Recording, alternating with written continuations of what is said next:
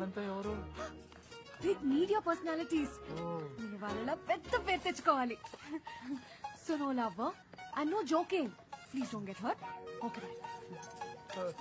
అనిత అనిత అబ్బా రేపు ట్రై చేస్తాను. ఆ రోజు నాకు బాయ్ చెప్పేసి కాలేజ్కే బాయ్ బాయ్ చెప్పేసింది.